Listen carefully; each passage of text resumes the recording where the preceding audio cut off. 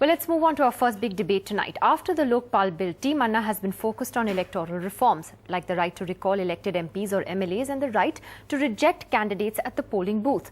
The Election Commission has said the right to recall is not practical and will cause instability, but that the right to reject is much more workable. If these changes come through, they could completely change the face of Indian democracy.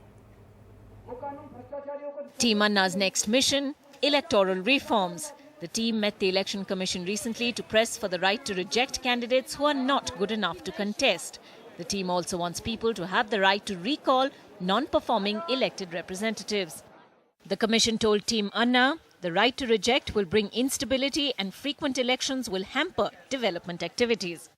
Sources say the Anna team agreed with the Commission's view that the right to recall is impractical.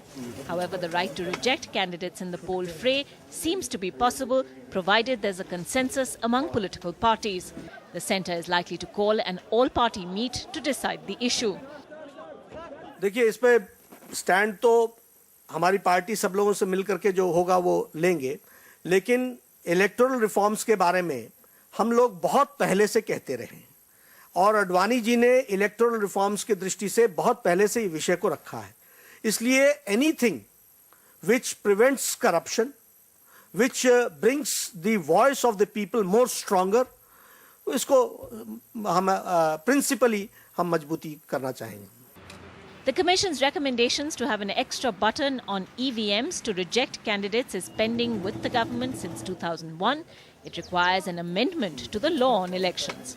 If people know that there are a large number of people who are going to vote against you in that particular polling, then there will be definitely a pressure on the political parties and candidates to put up a appropriate and right candidates. If the government does it, our government does it, then it will be good for the country. The right to reject may be a radical reform, but politicians may not pass the law to enforce this idea. But the larger question is to bar criminals from contesting elections, which will ensure the prevention of money and muscle power in our democracy. NDTV Bureau Report.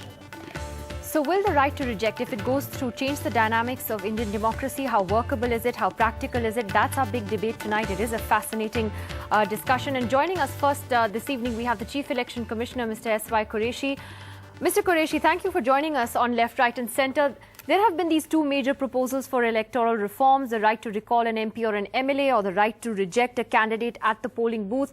Now, the Election Commission has told Team Anna that the right to recall will bring instability. Let me first ask you on that, sir. Why did you say that? Why would you elaborate on that? First of all, I would like to mention that we had a very good meeting with Team Anna a couple of days ago. We had a 2-hour-long meeting, very, very cordial, very clear. We tried to understand each other's point of view. And our reservation about the right to recall is that it will lead to instability because after all, people elect a representative for a fixed term of 5 years. And if they are not satisfied, they throw them out after 5 years. Now, what will happen is the disgruntled people, and there are so many all the time, they will try to dislodge such people by misusing this process. And secondly, how many people will be required to dislodge a person? Suppose you win an election and you were voted by 4 lakh people. So it is not just your right to be there for 5 years, also the right of those 4 lakh who voted for you. So how can 5,000, 10,000 or 50,000 people throw you out by this recall movement? So that is the point. Thirdly, how will we verify even 5,000 signatures? You know, it's a huge task. And there will be the accusations of bogus signatures. Even when we have the political parties splitting and they claim that they have support of 100 people or 200, they claim that other signatures are bogus.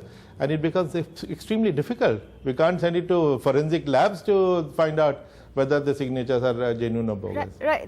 Very interesting point, sir. And it's also being said actually that Team Anna, which is pushing for the right to recall, has pretty much told you that they agree that this would create instability. Is that correct? Was that your assessment as well?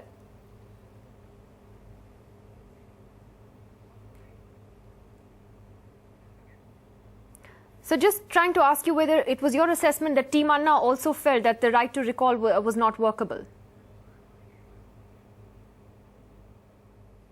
Yes, very much so. They were very reasonable. They understood our point of view, and they did say that it is premature to talk about it because the details have not been worked out, and they were quite inclined to focus more on the other thing, which is right to reject. NDTV's cricket app, Android and iPhone, fastest scorecard, special analysis, and much more. Download free. ndtv.com/apps.